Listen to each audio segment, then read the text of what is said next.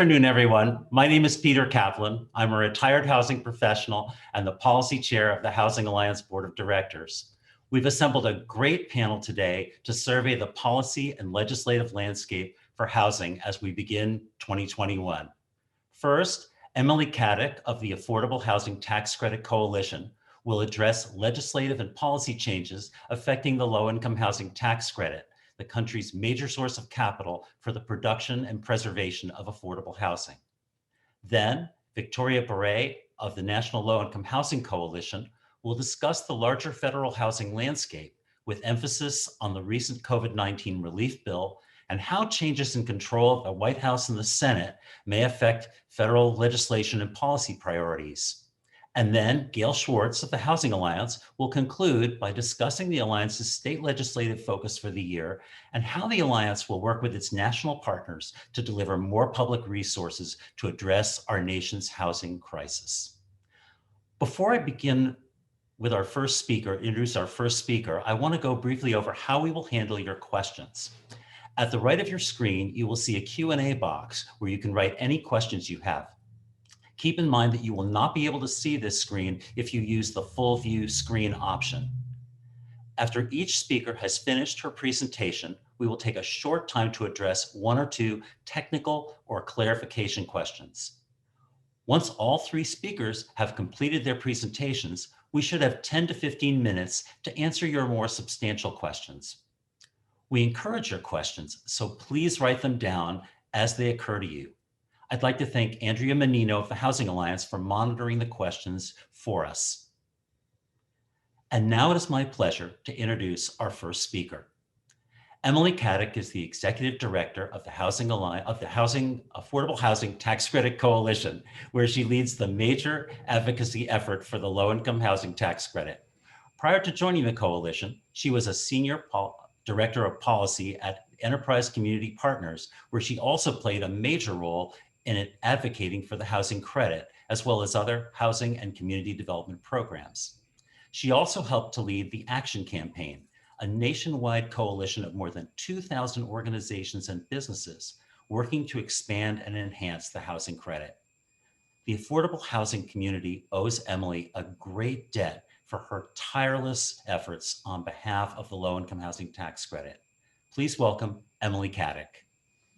Great, well, thank you, Peter, and good afternoon, everyone. Glad to be able to join you and hope everyone rested up over the holiday for what's going to be an extremely busy 2021, full of opportunities for affordable housing, even if it may not feel like it at the moment, given everything, all the madness going on in Washington right now. But there really is a lot of work to do and a lot to look forward to. So looking forward to working with all of you again. You've got such an important congressional delegation there in Pennsylvania. And so I want to thank you all for your roles and some of the pretty big wins we had for affordable housing at the end of the year and a lot of the work that we're going to do going forward.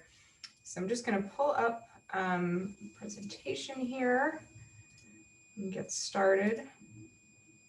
All right, and can everyone see the slides? They look good to you? There we go. All right.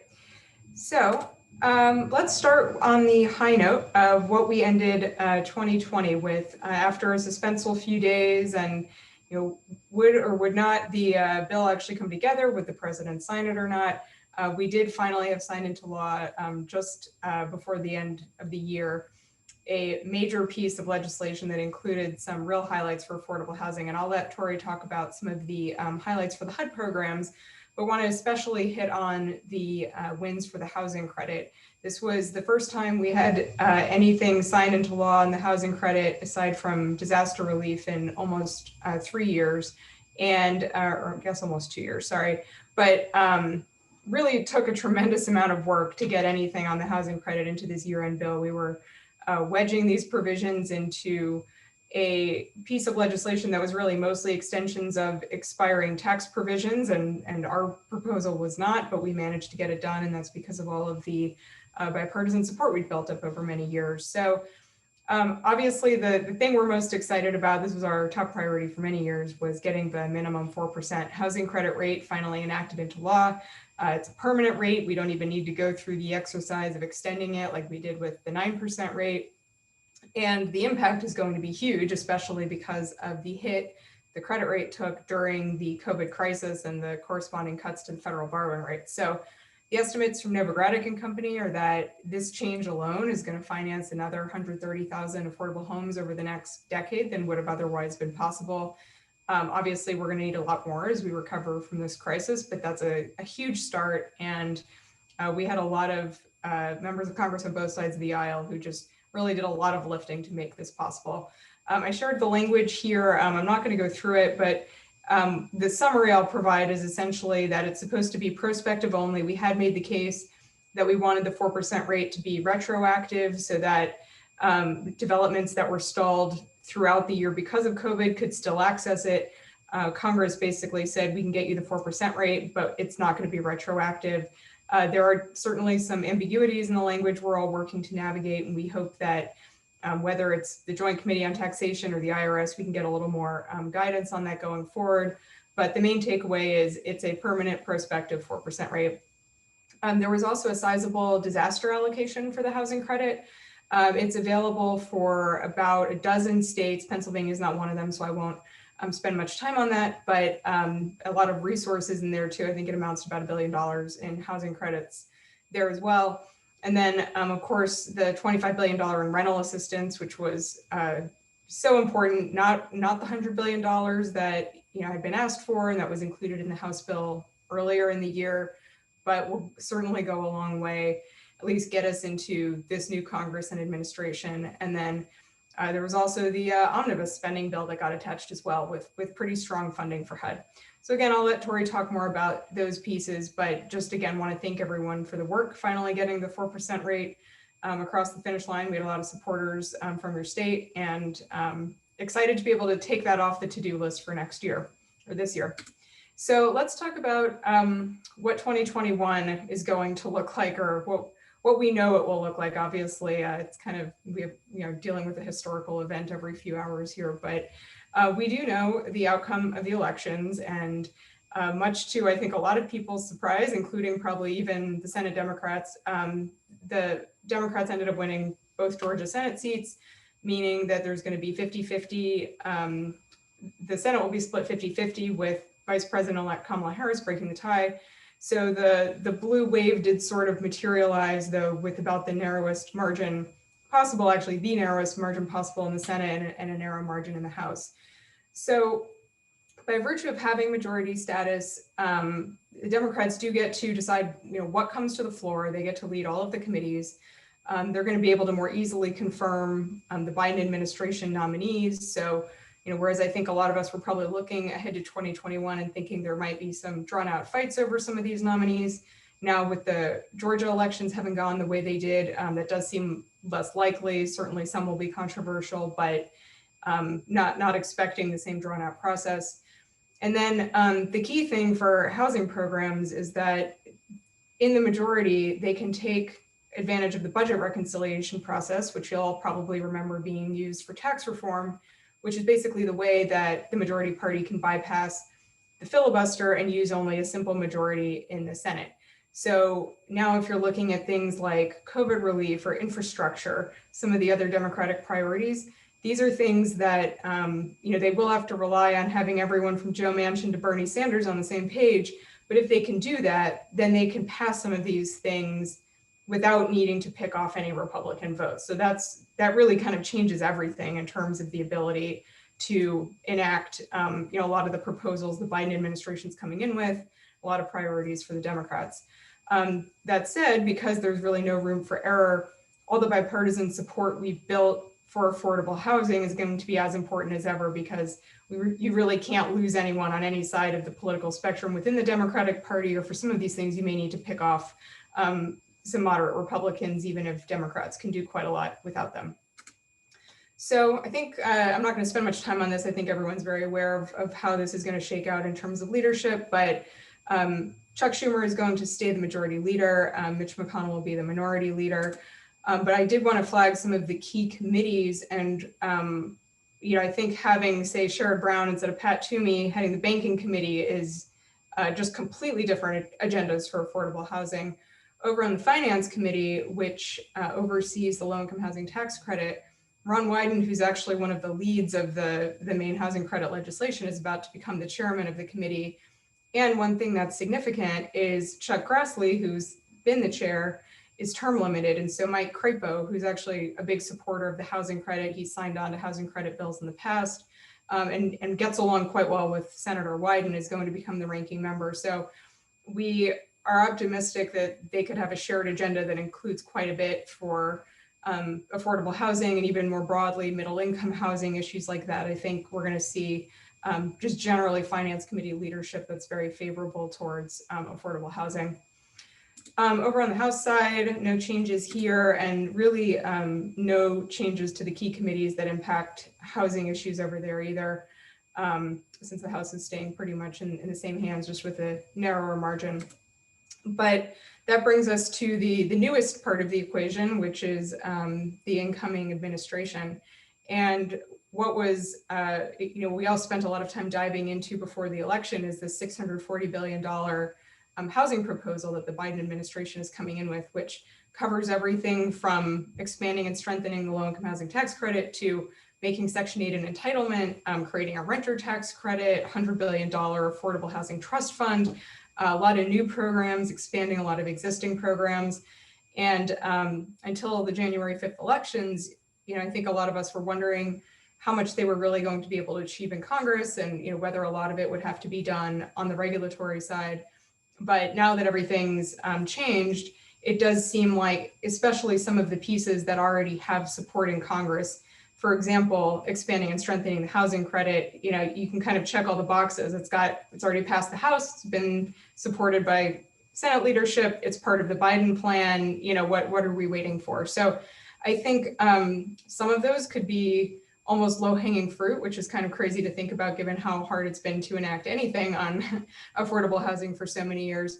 Some of them, like the renter's credit, might take a little longer to figure out how to implement, since those are newer proposals and there's varying ways you can implement it. But I do think they're going to start pretty aggressively the first 100 days trying to see what pieces of this they can start to advance. That said, I do think they're also going to do quite a bit outside of the legislative process on the regulatory side. And that's where we in the housing credit world are going to be spending a lot of time as well, because there's a lot of major issues on the regulatory front impacting the housing credit right now. One of the top ones is CRA reform. Community Reinvestment Act hasn't been updated since the advent of things like online banking. So it's important that some changes be made. But the issue is CRA is such a driver of housing credit investment and pricing and subsequent production that any changes to CRA, even well-intentioned, could have a major impact on demand for the credit, which could really impact our ability to develop and preserve affordable housing. The Office of the Comptroller of the Currency put out a rule last year that we were concerned would be very damaging to affordable housing and really dilute the incentive that currently exists. It's not supposed to go into effect until 2023, and now we don't expect it to. Unclear what the process is going to be. Actually, we just learned the head of that the acting controller of the currency is probably stepping down this week, which means the Biden administration could appoint someone new, and whether what the administrative process is isn't as relevant so much as hoping we get a sign early that they're not planning to implement this OCC rule as is. And we would hope they would work with the other CRA regulators, the Federal Reserve and the FDIC, to put out a joint regulation. Meanwhile, the Federal Reserve did come out with their own CRA rule, and we're all in the process of commenting on it right now. And it's definitely better than the OCC rule, but does still have some questions about how it would impact affordable housing. So making sure that that we get rid of the OCC rule, that we can improve upon the Fed rule, and that we get one joint rule are all moving pieces in this kind of CRA puzzle. And that's going to be a major focus for affordable housing over the next few months and potentially years. Over at the IRS, there's quite a bit going on as well. We got a number of deadline extensions to help and other flexibilities to make sure we can keep building and operating affordable housing during a pandemic. And they expired at the end of the year and we're still in a pandemic. So we have been pushing pretty hard to get them to extend them. We don't know what's going on. I'm sure you all have interacted with the IRS and know they're not usually too forthcoming about what their plans are for some of these things, but we're hoping and working to see if we can get those extensions again. Meanwhile, the IRS came out with proposed regulations on income averaging, which I will just describe as extremely bad. And a lot of us in the industry were sending our letters in right before New Year's as well to try to reverse the direction that they're going. And if there's questions, we can talk more about that. I'll just say that making sure they're not implemented as written is going to be a priority as well. We've been looking for some flexibilities around 8609 issues. So again, I'm not going to get into the weeds on these IRS issues right now, but there's a lot of irons in the fire for the housing credit right now. And we're hoping with a new administration coming in, we can get some sympathetic ears to help move some of these in the right direction. And then, of course, we are waiting to see what the new agenda for HUD will be. I expect it will be different from, very different from this administration's. And I'm sure Tori will have some comments on that as well, but I think that there's just going to be a lot of opportunities to partner with HUD as well. So again, I think everyone's familiar at this point. Representative Marcia Fudge, who's been a big supporter of the housing credit and other affordable housing programs, was nominated to lead HUD. Janet Yellen, who we all know well, is going to be leading the Treasury Department, and haven't really heard anything suggesting there will be any issues confirming either of them, but we'll see how things play out. But one of the things we're going to be doing to make sure we can really hit the ground running and take advantage of any of these opportunities that may come together early in the Congress, whether it's a new infrastructure bill, whether it's the next round of COVID relief, whether it's something dealing with racial and economic equity. We want to be able to get a lot of the housing credit provisions we've been working towards across the finish line and included in that and ready to go. You may remember that we ended this last Congress with more than half of the House of Representatives, this same House of Representatives that we're seeing now, which is clearly so divided in so many ways, but more than half of them signed on to this 27 provision bill to expand and strengthen the housing credit, which is really crazy. And again, a lot of them from Pennsylvania. So, we want to be able to capitalize on that right away to say, we took off one of the main items on the list, the 4% rate, and thank everyone who helped with that. But there's still a lot to do. We still need to expand the credit to help address this shortage of affordable housing that we were facing before COVID and has now gotten worse. There's all these basis boosts we've been proposing, a lot of kind of streamlining, simplification, good government. So we're going to be reintroducing that as soon as possible, working with our leads to get that ready to go. I will say it's probably going to stay pretty similar to the version you all remember from the last Congress, minus, of course, the taking away the provision we got done. But one of the things that is a question, and whether we include it here in this bill or separate, is something to help increase access to private activity bonds, especially now that we got the 4% rate.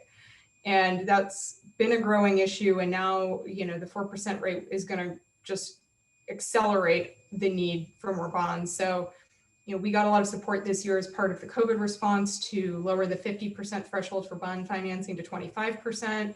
So that could be one way to get at it. Could just increase the private activity bond cap. There's different proposals out there. I think there's a lot of good ideas. And so we'll be working to see how we can tap into that and add that to the agenda for this year.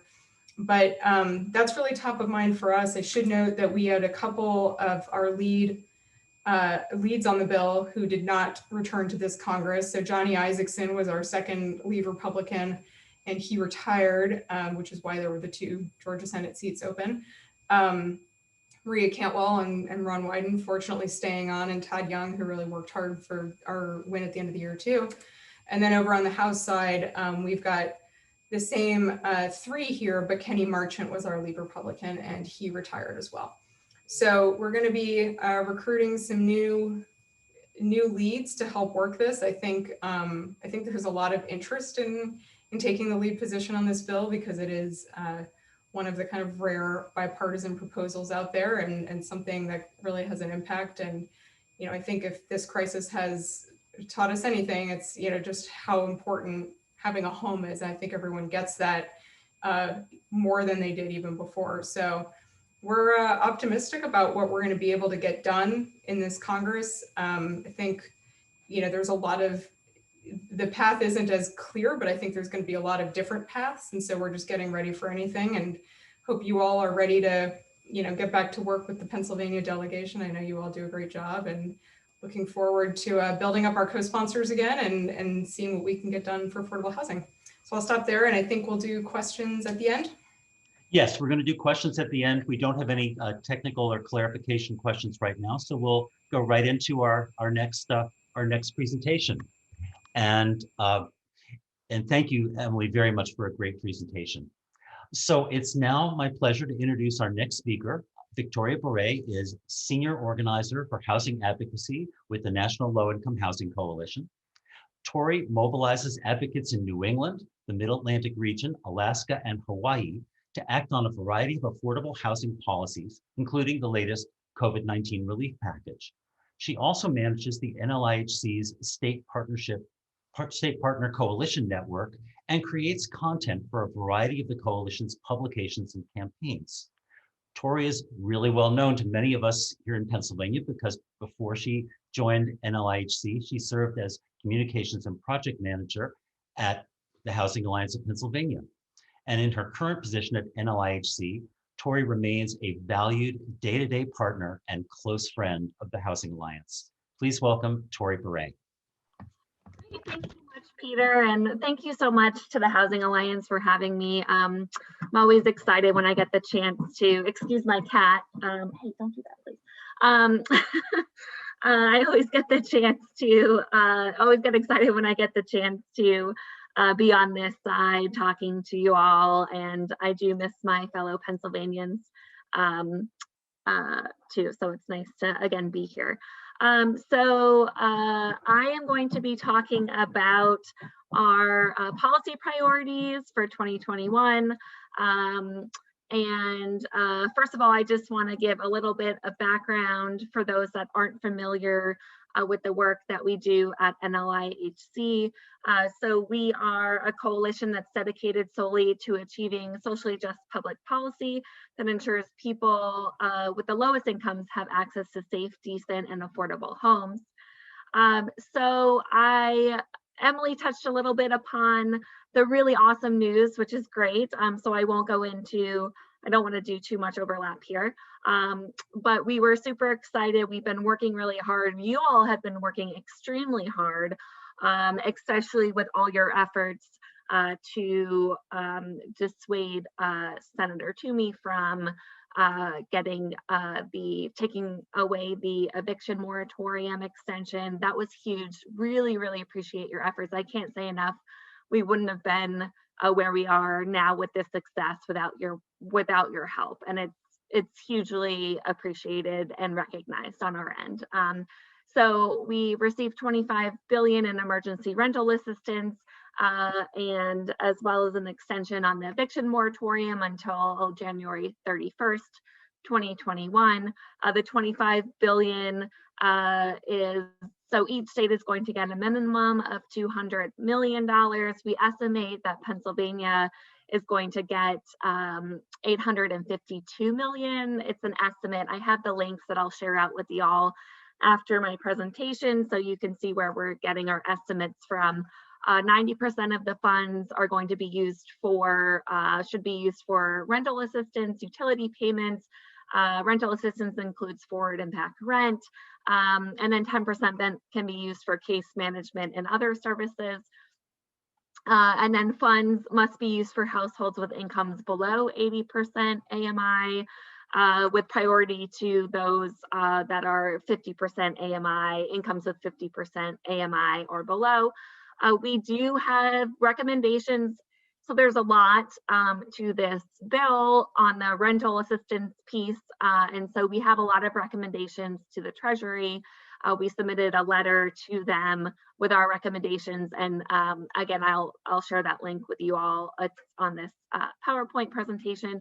And then we also have the 1-month eviction moratorium extension, which is great. We are encouraging the Biden administration to extend the moratorium through the pandemic, so people are not at risk of losing their homes and being homeless during this public health crisis. And we're also encouraging the administration to make it an automatic coverage, so people don't have to send in a declaration to be covered by the moratorium.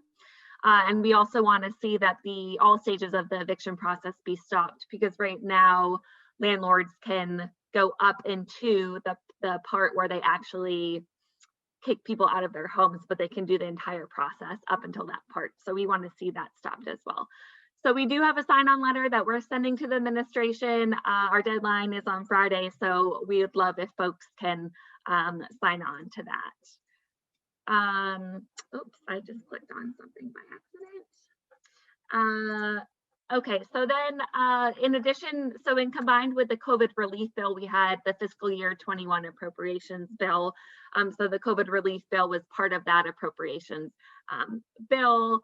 It passed on the 22nd, and overall the spending bill, it provides $49.6 billion to HUD, which is more than $12.4 billion above the president's request. It largely funds HUD programs at or above levels proposed by the Senate in November, though not as high as the House levels. It likely provides enough funding to renew all existing contracts provided through Housing Choice vouchers. Beyond rental assistance, the spending bill provides level funding or moderate increases to all programs, and none of the HUD programs, none of them got cut, which is huge. So this was a huge victory for us, which is great. And as Emily mentioned, the Georgia elections were great. We now have a 50-50 split between the Dems and Republicans in the Senate. Which means that Vice President Kamala Harris will be the tiebreaker. We're really excited to have Sherrod Brown as the chair for the Senate Banking, Housing, and Urban Affairs Committee. He's got on our call on Monday. We have national calls every week, and he committed to pushing forward a really exciting housing policy agenda. And so we think we can look forward to a lot of great changes, great investments to housing in the future, in the near future, which is really exciting. So we've been hearing that there may be a stimulus bill in the future, as well as an infrastructure bill. We want an infrastructure bill focused, so we want $20 billion invested in the Housing Trust Fund, $70 billion to repair and rehabilitate public housing, and $2 billion to address critical housing needs in rural and tribal areas through USDA's Multifamily Preservation and Revitalization Program. And then we also would like to see infrastructure dollars being used to reduce or eliminate zoning and land use barriers to housing development as well. And then, so with Biden as president on his first day, we're hopeful that he will implement an eviction moratorium that goes through the end of the pandemic, as I mentioned earlier, and that makes it easier for renters to be protected and also is enforceable. In the first 100 days, we had $25 billion passed for rental assistance, which was huge. We still need more money than that, unfortunately. We're estimating that between $34 billion and $70 billion are owed in back rent. So the $25 billion doesn't even cover the lower end of the estimate on that.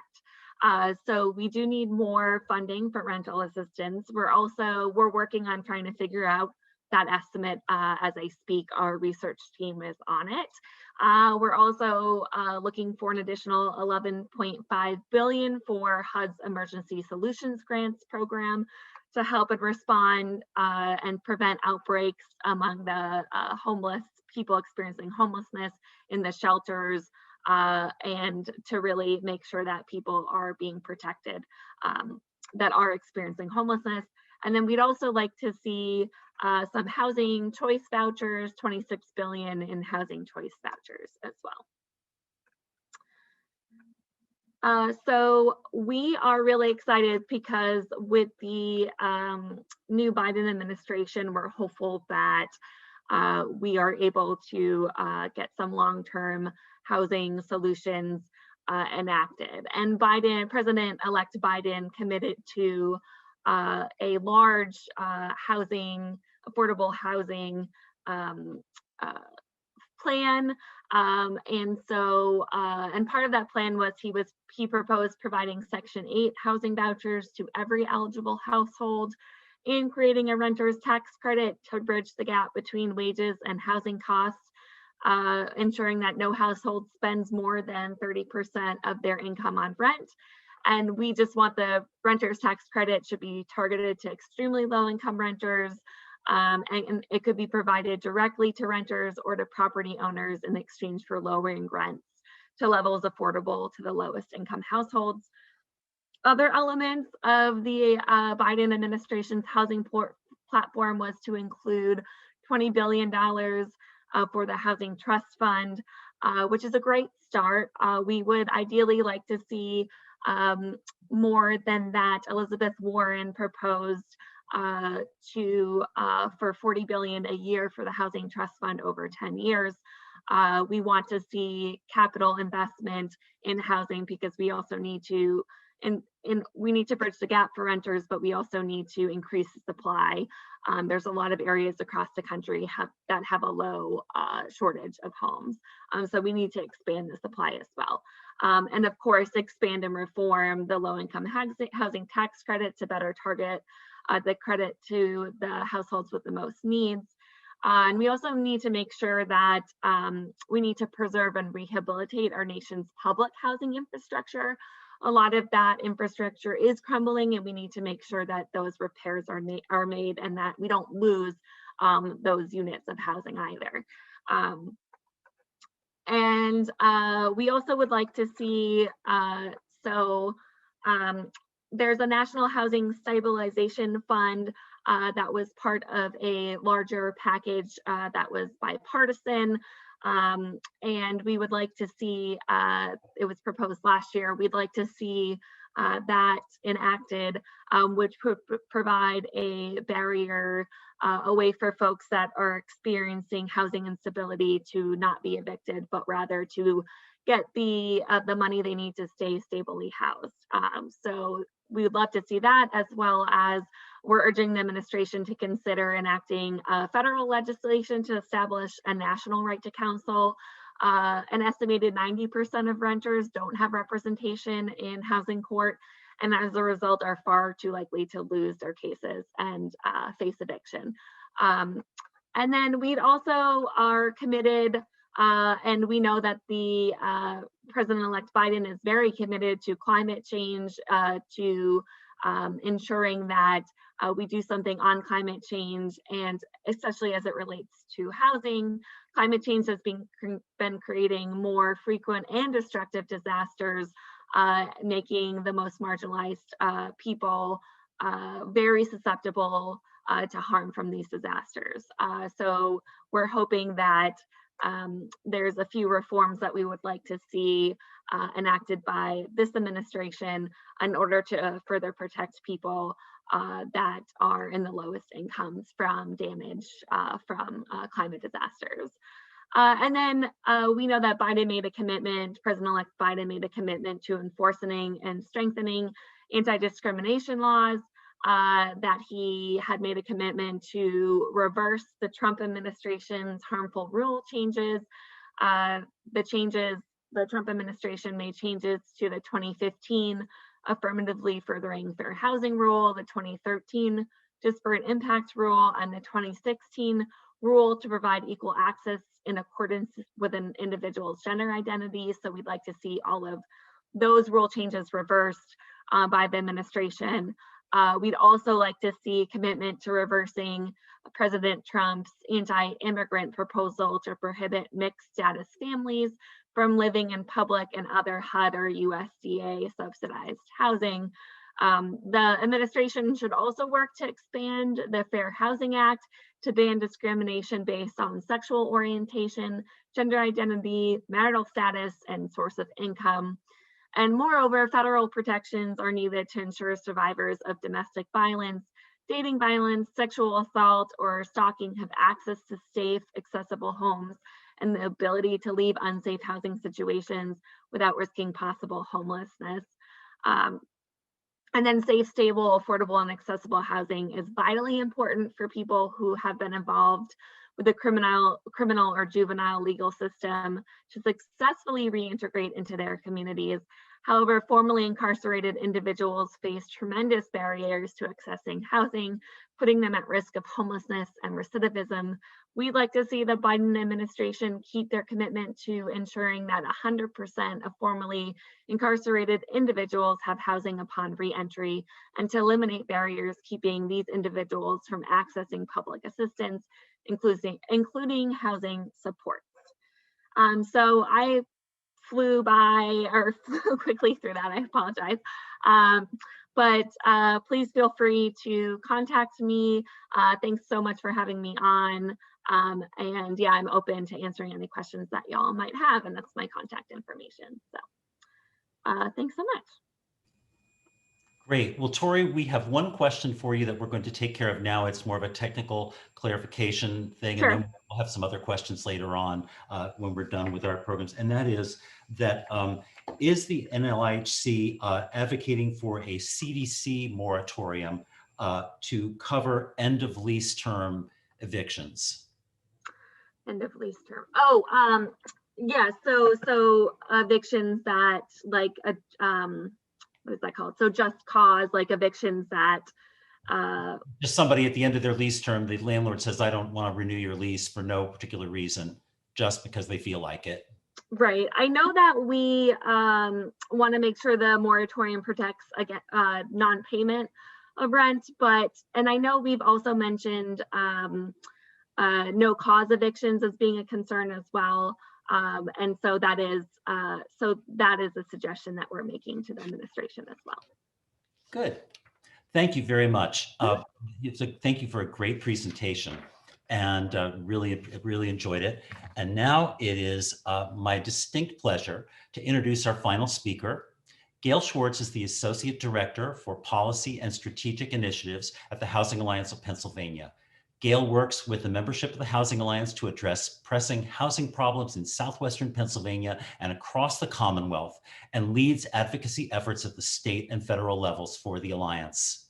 Since joining the Housing Alliance in 2013, she has compiled a notable list of achievements.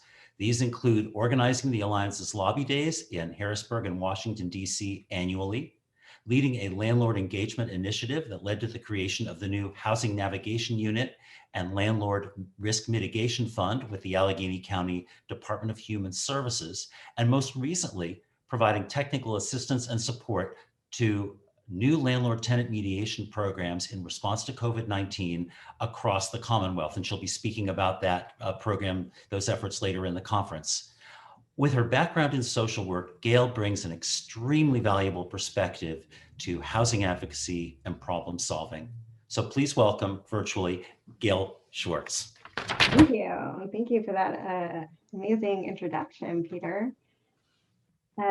We are so excited to have such wonderful partners at the federal level that that really are driving some great policy around housing that we can then take and transfer to the ground here on the ground here in Pennsylvania. So let me just pull up.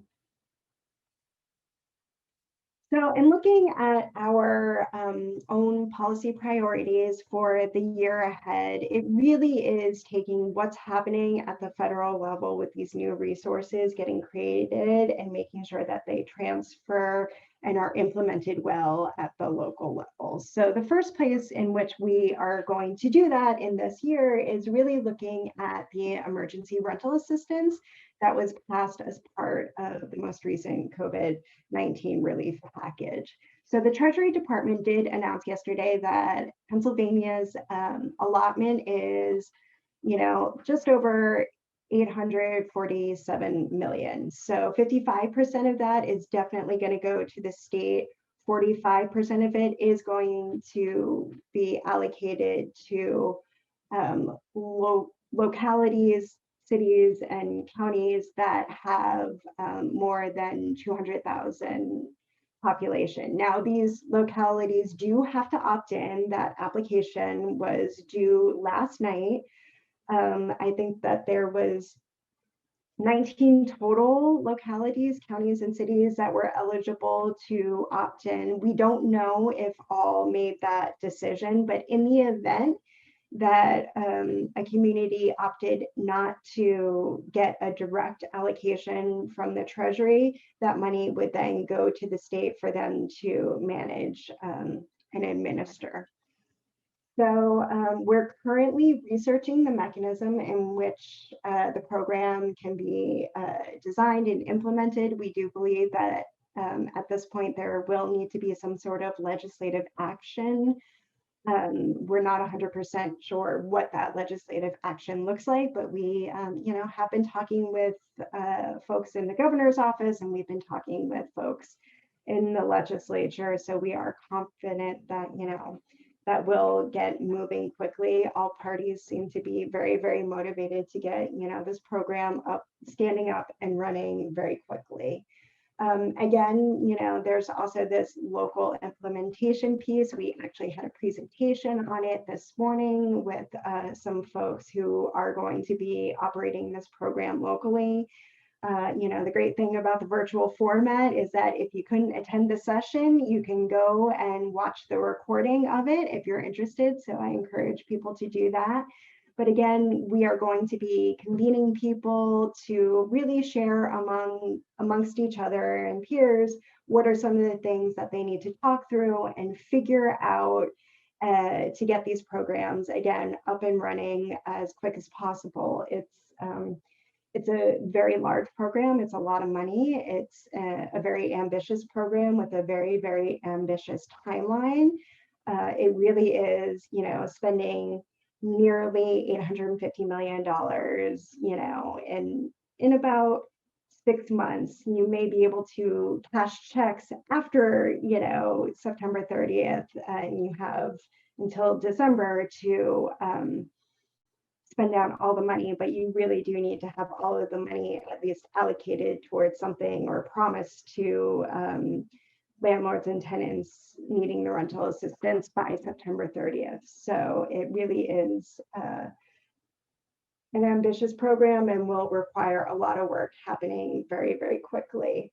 We are also, again, advocating for the not only the extension of the eviction moratorium, but strengthening the moratorium. I think the question that we just got really hits one of the issues that have come up with this moratorium about what happens when your lease ends and you haven't been able to find another home to move to, and your landlord says out, are you protected? So there's just a lot of gray areas and holes that were left with the current CDC moratorium. So we are working with our federal partners to say that, not only do we need an extension of this moratorium, but we do need it strengthened a little bit and just some of these gray areas cleared up.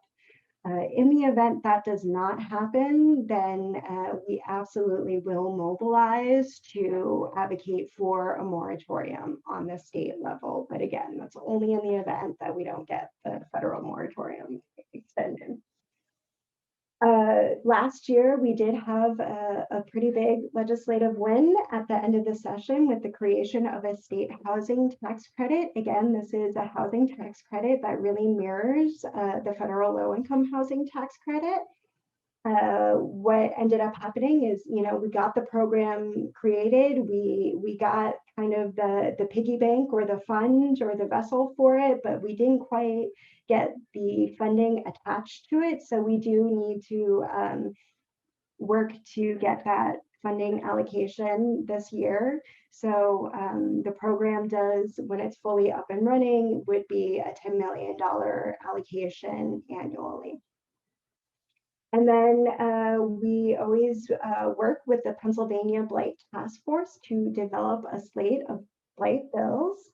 Again, this is really tools that can help localities address blight and vacancy as needed in their communities. And then, you know, these are kind of the situations we're monitoring. It's where I like to think of us in a proactive, reactive or proactive, you know, posturing so that we can adapt to COVID as necessary. I think, you know, there is a lot of cautious optimism given the results of the election that, you know, this latest relief bill is not going to be the last relief bill, and that it is not going to take 9 months to get another relief bill. And so in looking at that need, you know, we really do want to be thoughtful and, you know, continuing to get as many resources as possible to stabilize not only renters, but homeowners, as well as look at, you know, what can we do and advocate for resources that will help stabilize organizations that are serving the most vulnerable Pennsylvanians, you know, homeless assistance providers and folks like that. And of course, we do want to make sure that also municipalities and the state themselves do get some funding support. Not everybody knows that the state and localities are not allowed to operate with a budget deficit. They have to balance their budget. And oftentimes in times of economic crisis, this means cutting or scaling back some critical programs that are out there to stabilize vulnerable people. And so the federal government can operate with a deficit. So we really need to make sure that they are supporting states and municipalities and making sure that they're fully funded, because they in turn can then continue to support their residents. So those are some things that we are, of course, monitoring and working with our federal partners for. And then also, in the event that we don't have these extra support, especially for state budgets, you know, in years past, there has been conversation about taking funding from special funds, which would include the State Housing Trust Fund, and using that to plug holes in other parts of the budget. So we absolutely want to make sure that if that conversation ever does get started again, that we are ready to mobilize and to protect that fund. And of course, we ask that all of you stay tuned for Capitol Hill Day and Home Matters Day. These will be special edition social distance versions. Capitol Hill Day is in partnership with the National Low Income Housing Coalition. So their policy forum is happening at the end of March, with Capitol Hill Day taking place April 1st. I will say we did a virtual Capitol Hill Day last year in partnership with the National Low Income Housing Coalition. It was actually very, very successful. We had 6 meetings that day, and it was actually the day that they were voting on the first COVID relief bill. So it was really interesting in that we got to get live updates in how the bill and the debates were progressing throughout the day. So we are excited to try it again and are optimistic that it will be a valuable experience for everybody participating again. We are also looking at, you know, setting up meetings for people to, again, you know, talk about the needed housing resources with members of the state legislature as well. And of course, you know, stay on our email list, and, you know, we always have calls to action, and, you know, asking you to call your state and federal representatives or send an email. And we are working on finalizing a complete policy agenda for the 21-22 sessions, and that will be released this spring. So again, thank you all for everything that you have done so far in helping us advocate for these resources at the state and federal levels. And we are so excited to continue to partner with you in the year ahead.